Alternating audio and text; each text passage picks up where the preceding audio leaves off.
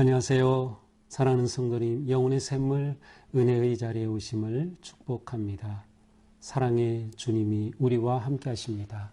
우리와 함께 하시는 주님을 찬양합니다. 기도합시다. 주님, 감사합니다. 오늘도 주님 은혜로 복된 날을 열어주셨습니다. 오늘 하루의 우리의 삶이 주님 은혜 안에 아름답고 거룩한 삶, 주님께 영광을 돌리는 삶, 또 누군가에게 기쁨이 되고 축복하는 그러한 삶이 되게 하여 주시옵소서. 오늘도 주님의 말씀으로 저희들을 깨우쳐 주시고 세워주시고 말씀 따라 살아감으로 우리가 하루하루 주님 닮아갈 수 있도록 오늘도 성령님께서 우리의 삶의 길을 인도하시고 주장하여 주시옵소서. 예수님 이름으로 기도합니다. 아멘. 오늘 말씀은 신명기 22장 1절에서 12절까지입니다. 내 형제의 소나 양이 길을 잃은 것을 보거든 못 본 채 하지 말고 너는 반드시 그것들을 끌어다가 내 형제에게 돌릴 것이요. 내 형제가 내게서 멀거나 또는 내가 그를 알지 못하거든 그 짐승을 내 집으로 끌고 가서 내 형제가 찾기까지 내게 두었다가 그에게 돌려줄지니 낙이라도 그리하고 의복이라도 그리하고 형제가 잃어버린 어떤 것이든지 내가 얻거든 다 그리하고 못 본 채 하지 말 것이며 내 형제의 낙이나 소가 길에 넘어진 것을 보거든 못 본 채 하지 말고 너는 반드시 형제를 도와 그것들을 일으킬지니라. 여자는 남자의 의복을 입지 말 것이요 남자는 여자의 의복을 입지 말 것이라. 이같이 하는 자는 네 하나님 여호와께 가증한 자이니라.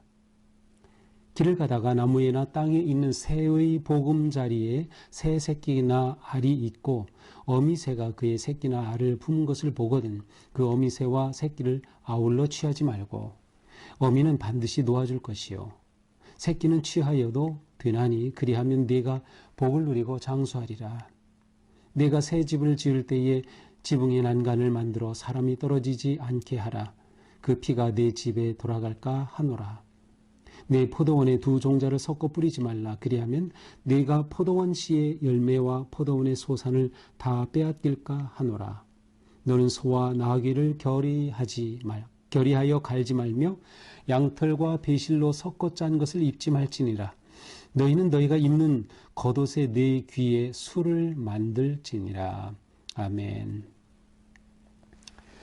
자, 오늘 말씀은 하나님께서 이스라엘 백성들에게 주시는 이제 모세를 통해 주시는 그들이 공동체로서 살아가야 할 아주 중요한 그런 말씀이에요. 근데 사실 내용 자체는 평범한 내용이지만 아주 구체적이고 실제적인 그러한 내용입니다.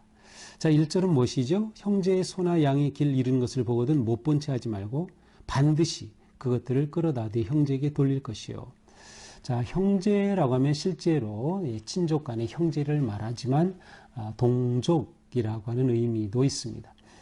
그러니까 이것은 살아갈 때 동족, 다시 말하면 이웃과 함께 살아가는 그러한 삶의 한 태도와 방식을 보여주는 것이죠. 자, 이렇게 길을 가다가 보니까 양 아니면 소가 길을 잃었어요. 이게 주인을 잃고 따로 떨어져 있는 거죠. 이게 보면은 알 수 있죠. 근데 들러봐도 주인이 없어요. 만약 이 소 아니면 양 이것이 주인이 누구인지 누구네 소인지 알 수도 있고 또 모를 수도 있어요. 하지만 여기서는 이제 아는 것으로 나오죠. 어디에 끌어다가 이것을 내 형제에게 돌려줘라 그렇게 돼 있으니까 누구에게 돌려줄지 아는 거죠. 자, 이것은 무엇인가요? 이렇게 소가 있다라고 하는 것은 사실 인간적인 그러한 생각으로는 이거 내가 그냥 키워도 되겠네라고 하는 그런 생각이 들 수도 있겠죠. 아니면 이거 뭐 내 소 아니니까 그냥 상관없이 자기 멋대로 어떻게 하든 그냥 모른 채 할 수 있어요. 자, 그런데 여기서는 못 본 채 하지 말라는 거예요. 못 본 채 하지 말라. 이것은 나 개인에게는 큰 문제가 되는 것이 아니겠지만 누군가에게는 굉장히 중요한 문제입니다. 그 당시에 소라고 하는 것은 굉장히 중요한 재산이죠.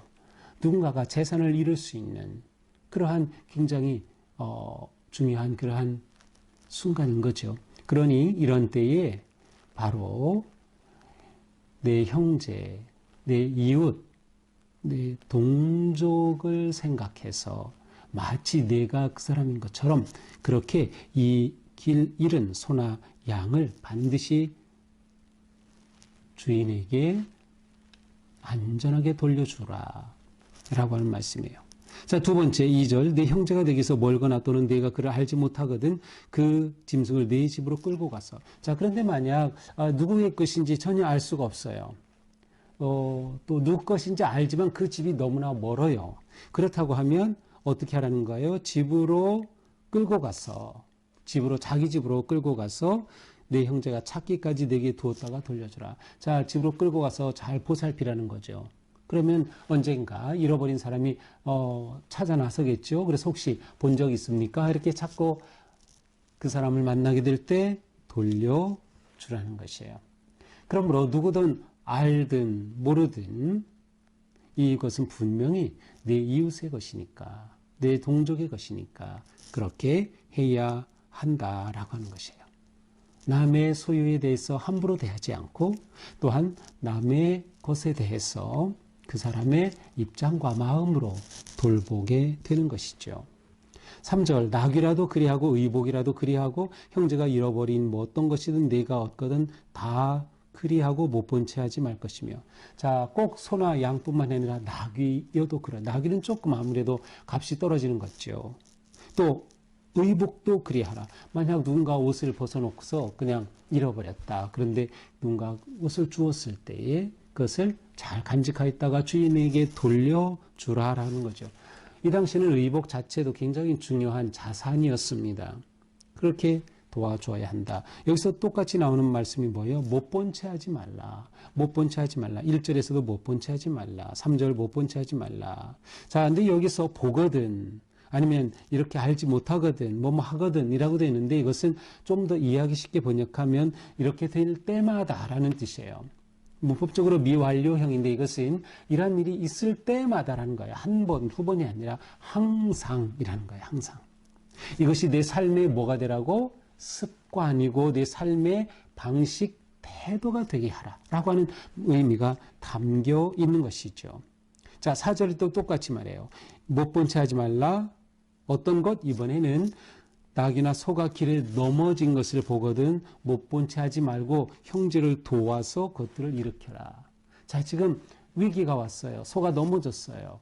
이거 일으켜 주어야 해요. 이게 뭐 대수로운 일인가요? 하지만 이러한 일이 있을 때 얼른 가서 그를 도와주라는 거예요.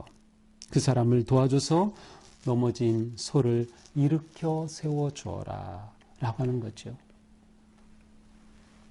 나의 이웃에, 나의 형제에, 내 동족에게 어떠한 어려움이, 어떠한 일이 일어났을 때 그것을 내 일처럼 여겨서 그렇게 도와주고 일으켜 주라 라고 하는 거죠. 위기 때 그렇게 하라는 말씀이에요.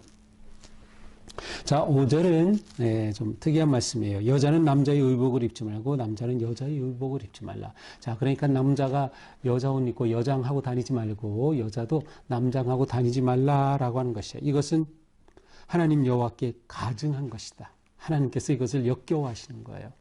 자, 하나님께서는 남자와 여자로 지으신 것을 분명히 다르게 지으셨어요.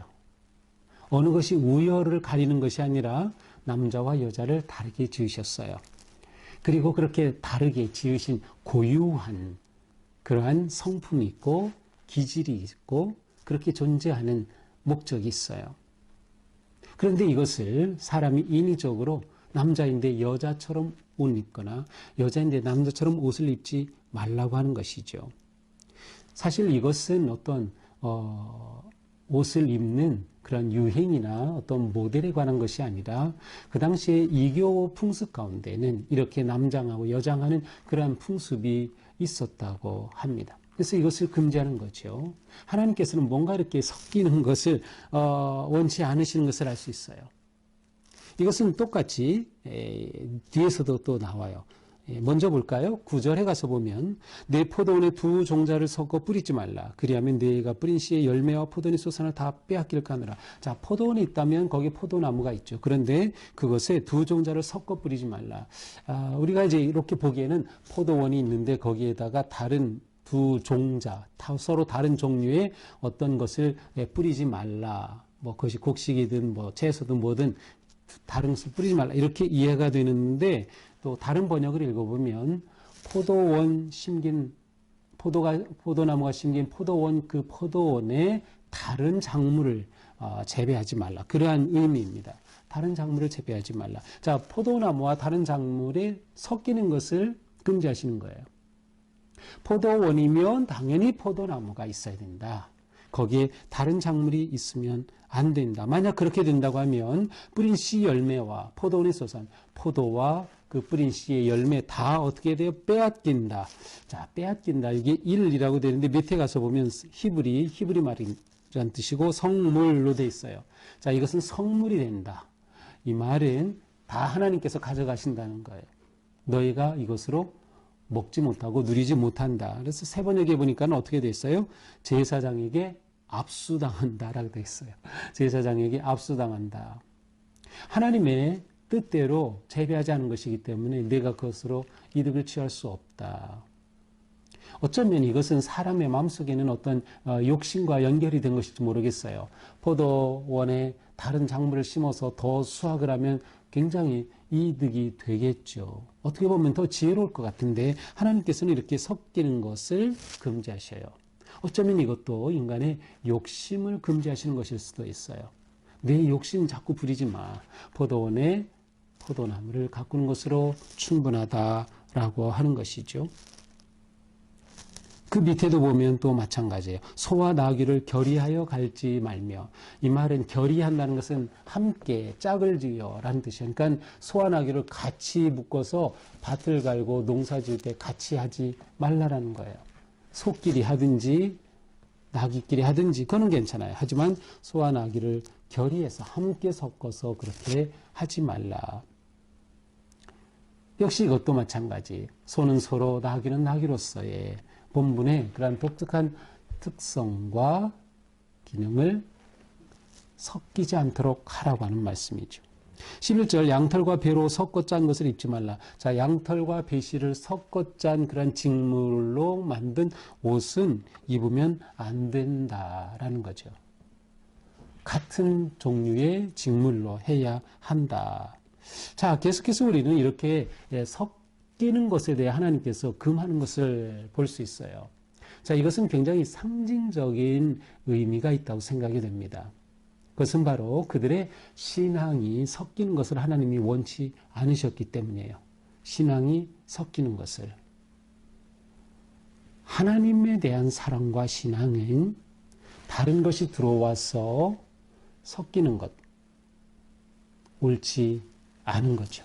하나님에 대한 사랑 순수해야 하는 거죠. 하나님을 향한 마음 순수해야 하는 거죠. 그런데 그들이 가나안 땅에 들어가서 보면 그 땅에 문화가 있고 그 땅에 다양한 방식들이 있는데 그것이 슬쩍 들어와서 무엇을 틈타고 들어올까요? 대체로 인간의 탐욕을 타고 들어옵니다. 그렇게 들어와서 그들의 신앙을 섞어버리면 그들의 순수한 여호와 신앙이 변질되는 거예요. 그래서 이러한 것을 방지하시는 큰 뜻이 이러한 말씀에 담겨 있다고 볼 수 있어요. 물론 어떤 분들은 이것을 문자 그대로 보기도 합니다. 그래서 요즘 예를 들어 옷차림 보면 이게 남자 옷인지 여자 옷인지 모르는 것들이 많죠. 유니섹스 그런 옷은 뭐 남자가 있든 여자가 있든 뭐 상관이 없어요. 모양 자체나 디자인이나 그런 것들이. 그래서 아예 이런 것들을 금하는 그러한 분도 있어요. 문자적으로 받아들여서. 저는 뭐 그렇게까지 해야 된다고 생각하진 않아요. 우리가 옷을 입을 때. 하지만 하나님께서 이러한 말씀을 주신 그 목적이 뭘까를 우리가 잊으면 안 된다라고 하는 것이죠. 자, 이렇게 하나님께서는 섞이는 것을 원치 않는다. 자, 이것을 말씀하신 것은 아마도 마지막 12절 때문인 것 같아요. 12절에는 뭐라고 되어 있어요? 너희가 입는 겉옷에 네 귀에 술을 만들지니라. 겉옷의 네 모퉁이에 술을, 그러니까 한 곳에 두 개가 될 수도 있고 각각 이렇게 이제 나눠져 있으니까 앞뒤 하면은 네 개의 술은 이제 끝에 이렇게 솔기가 달린 그러한 것을 술이라고 하죠. 바로 히브리 말로 이걸 찌찌트라고 해요. 이렇게 솔기를 달아라 그런 뜻이에요. 왜 이 찌찌트를 달라고 하셨을까? 우리는 이미 앞에서 앞에가 아니라 이제 예전에 민수기를 볼 때 본 적이 있어요. 민수기 15장에 가서 보시면 15장 38절에 이런 말씀이 있어요. 이스라엘 자손에게 명령하여 대대로 그들의 옷 단 귀에 술을 만들고 옷 단 끝에 술을 만들고 청색끈을 그 귀에 술에 더하라. 이 술은 너희가 보고 여호와의 모든 계명을 기억하여 준행하고 너희를 방종하게 하는 자신의 마음과 눈의 욕심을 따라 음행하지 않게 하기 위함이다. 자, 술을 단 이유가 뭐예요? 뭐 예쁘게 뭐 보이기 위해서가 아니라 하나님이 주신 계명을 기억하게 하기 위해서예요. 하나님 주신 계명을 기억하도록.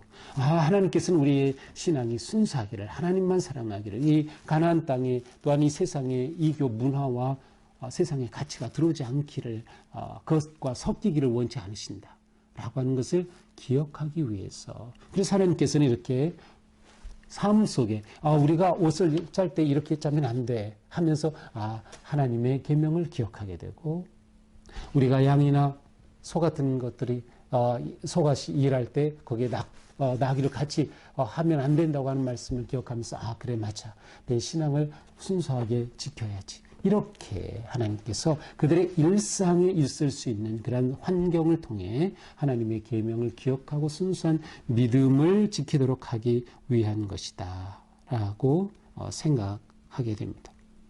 자, 6절로 다시 이제 올라가서 보면 이제 길을 가다가 나무에나 땅에 있는 새의 보금자리, 자, 새 집을 발견했어요. 근데 보니까 이 어미가 알을 품고 있거나 또 새끼가 같이 있거나 할 경우에 어미와 알을 동시에 다 가지면 안 된다. 어미는 살려둬라. 알은 내가 취할 수도 있다라고 하는 거죠. 어떻게 보면 이건 굉장히 자원을 계속 보존하는 지혜로운 그러한 삶의 태도이기도 합니다. 또한 이것은 생명을 계속 이어가게 할 그러한 사명의 준수일 수도 있어요. 어쨌든 여기서 중요한 것은 하나님께서는 사람이 자기의 욕심에 의해서 눈에 보이는 대로 다 자기 소유로 만들기를 원치 않으셔요. 자, 여기에 어미가 있고 알이 있어요. 그때 알은 내가 가져두지만 어미까지 내가 잡아요? 그렇게 되면 나는 그 순간 유익하겠지만, 그러나 어미까지 잡으면 더 이상 알을 낳지 못하고 새끼도 날 수 없어요. 그렇게 되면 그것은 끊어지는 거죠. 그러므로 내가 다 취하지 않는 것은 내가 아닌 누군가를 위한 배려가 되기도 하고요. 또한 이 자원을 지켜가는 것이기도 합니다. 그것은 굉장히 우리에게 의미 있고 중요한 일이죠. 실제로 지금도 저 오지라든지 뭐 다른 그러한 나라에 가서 보면 바닷가에 있는 사람들 물고기 잡을 때 많이 잡으려고 하지 않아요. 그냥 그날치만 잡고 그것으로 충분하게 만족스럽게 여기는 거죠.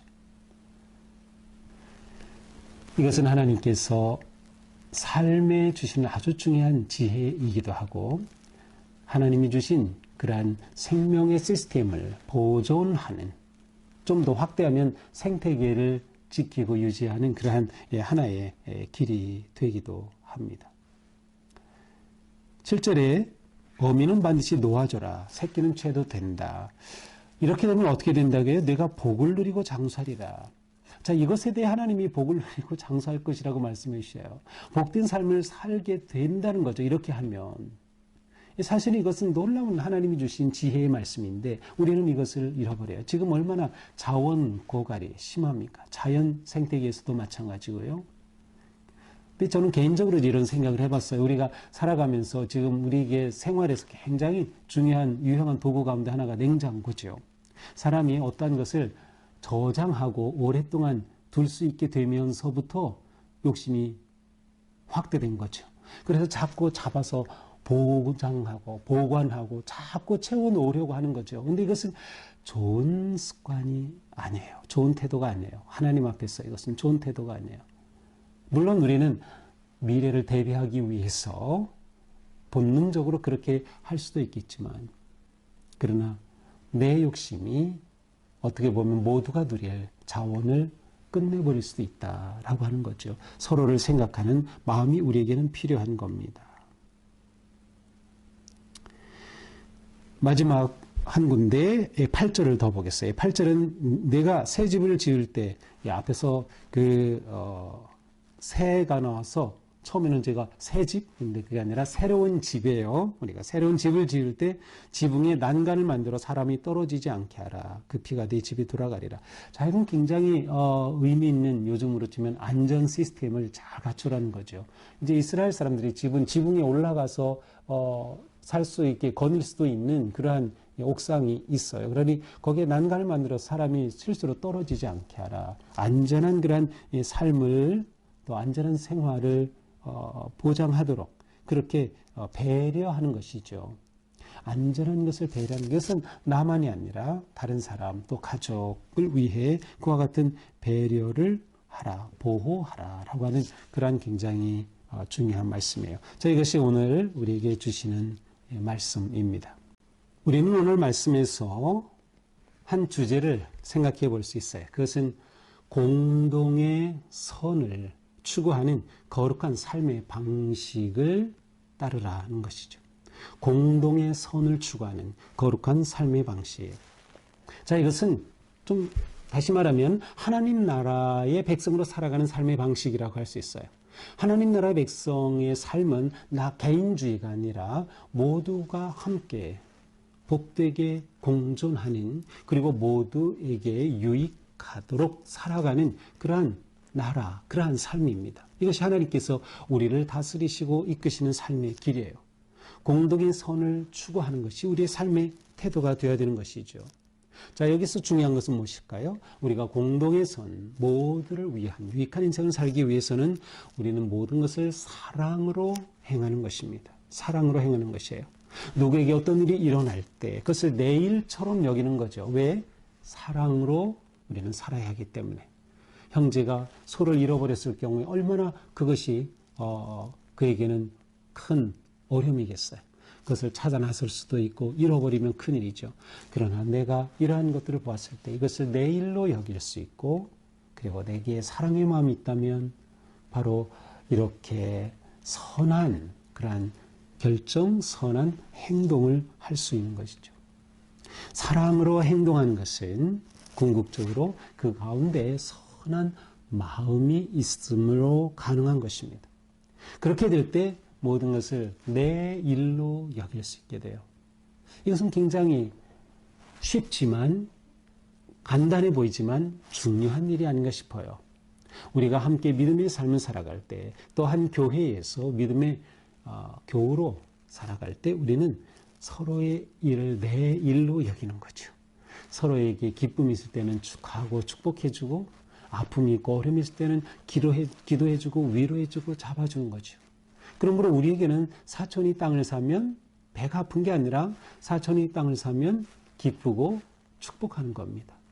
이것이 진정한 성도의 삶의 태도인 것이죠. 이것이 진정으로 누릴 수 있는 형제애라고 할 수 있습니다.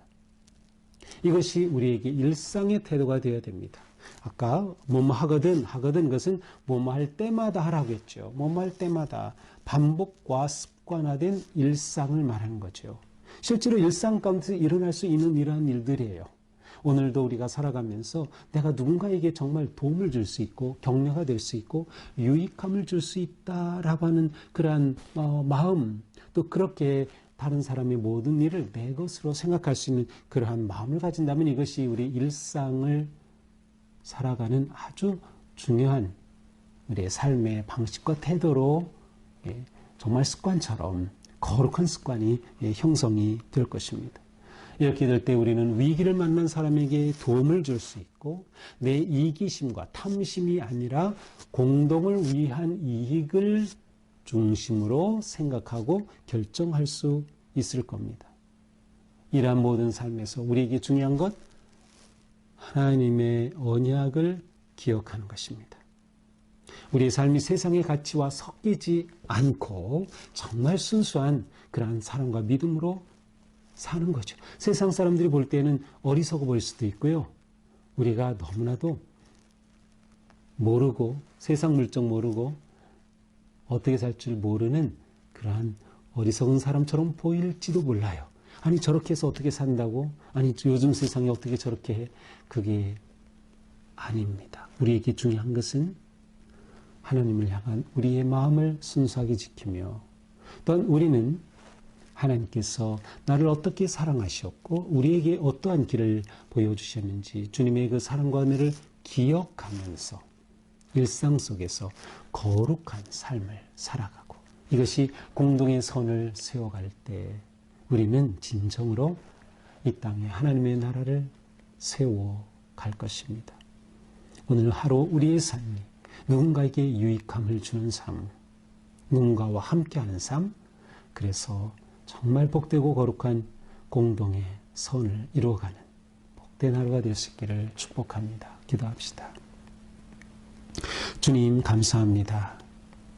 우리가 하루하루 살아가는 삶의 자리에서 언제나 주님의 그 사랑과 은혜를 기억하게 하여 주시고 그 은혜를 기억할 때 우리의 살아가는 삶의 방식이 사랑에 기초한 삶, 사랑으로 행하는 삶, 모든 것을 내 일로 여길 수 있는 삶, 배려하고 돌보고 격려하고 세워주는 서로에게 힘과 위로와 기쁨이 되는 공동의 선을 이뤄가는 우리의 삶이 되도록 인도하여 주시옵소서. 예수님 이름으로 기도합니다. 아멘. 네, 오늘도 주님의 사랑 안에서 함께 거룩한 성을 이루어가는 승리의 삶 되기를 축복합니다. 사랑합니다.